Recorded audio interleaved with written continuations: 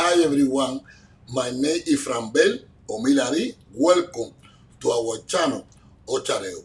Today we want to talk about the Dilogun Eyila Merinla that is dedicated to Nereida, one of our subscribers that she asked us to talk about this particular odun. OCHAREO, Ada Che, Chenife Chokun, Chenife Maru, Chenife La Ocha. The first thing that we want to talk about it is Eyila La Chebora. That in this video that you can see here, we have the above of this odun. Because as soon we see this one in our ate, automatically any oriate is supposed to do the above of this odun. Because this one announced fires and problem in the ceremony. Eyila is telling us that we were born with problem in our head, because here talk about the double act that Shango had in his head. This act that has two that all of us could see announce problem and situation, and also fire. So we need to be careful in our house with the candle, for example. Don't leave any candle unattended. The kit and the matches, also the outlets, the panel breakers, all of that. Eyila is the odun that most of the time the person, even though crown any Orisha, Shango always wants his head. So it's important to listen and analyze also the odun that you have in Shango. It's important in Eyila, don't dress in red. Also, be careful when you talk with someone, because you can offend the person. Here, Shango, when he was talking, he had fires in his mouth. So people, in general, was afraid of him. Do that in Eyila talk Agayu Solar, Shango, Oroiña, Aina, Oya, all of those Orishas that work at some point with the fire.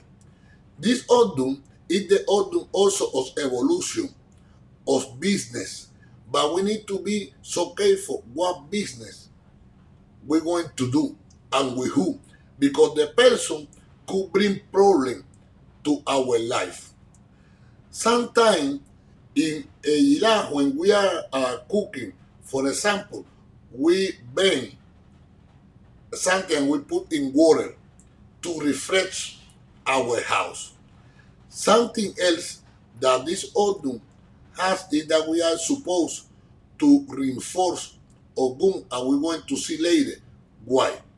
Eyila La Chebora is one of our elders odun. So when we had this odun, it's telling us that our head is great, that the person is intelligent.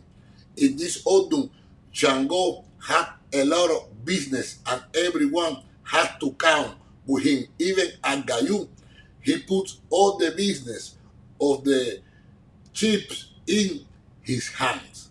It's important too that when we going to do any single business, we ask first to our Orishas to know if they are agree with that. Don't allow that anyone bring to your house any suitcase that you don't know what the person had in that suitcase. Don't allow people, for example, to stay in your house for even for a short period of time. Why? Because in this odun, Eyila Merinla, the trees, they didn't have knowledge about anything, because it was the beginning of the world. And the Seiba, even though she has sung doubt to go for divination, she decided to go to Orumila to get a reading. And Orumila saw this odun and gave her the advice that don't allow anyone in her house. And also that she was supposed to do an ebo. And she did the ebo. And when she finished, she decided to go to the forest and talk with every single tree that she saw, like the hiki, siguaraya, the mahawa, all of them. She was giving them the advice of Orumila. Days later, someone comes to visit the Seiba and told her, I need to stay with you for a while. And she said, no, I cannot do that. So this person continued walking in the forest and was talking with every single tree. And all of them, even though they didn't do the vow because they were disobedient, they don't allow him to stay with them. At the end, he talked with the Mahawa, and the Mahawa didn't accept him either. So he continued, but days later he returned and talked with the Mahawa again, and the Mahawa accepted him. So the next morning, the first thing that he did, he took some branch from her and went to the blacksmith. And this guy made him the ask. And when he had the ask, he had the weapon in his hand. So the first thing that he did, he went to the Mahawa and told her, you for disobedience will be the first one that I want to cut. And he started to cut the Mahawa. And he continued with the other trees until he got tired and he went to the saber and he said, I respect you because you be obedient with the advice that Orumila gave you.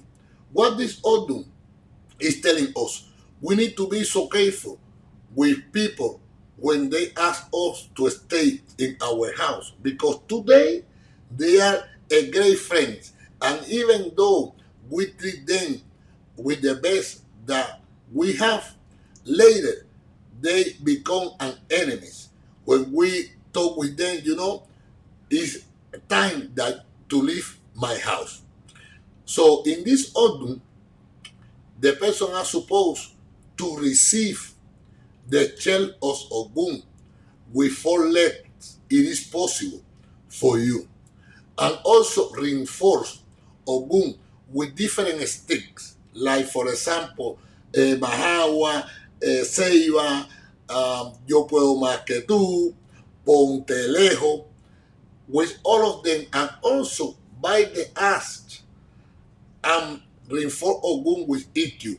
But when you're going to reinforce ogun with this tool, try that be used before you reinforce ogun with that, because ogun, he likes the tool that was working before. It's important too, for example, if you have the worries and you have this odun in your Aufacos orumila, you have a otruponka, you are supposed to reinforce your ogun too. This odun talk about the carpenter and people that make dolls with wood. So you can buy one and feed it with ogun, and then you can put it next to your door to protect your house. And no one should know that this door that you have is to protect your house. Something else that we can do if we have this odun is to work with our hands. The person that has this odun in particular has the gift in the hands to be, for example, a tailor, a mechanic, something that you work with your hand to create things by yourself. Thank you, all of you, for joining us. The question today is, what represents Ogun in your religious life?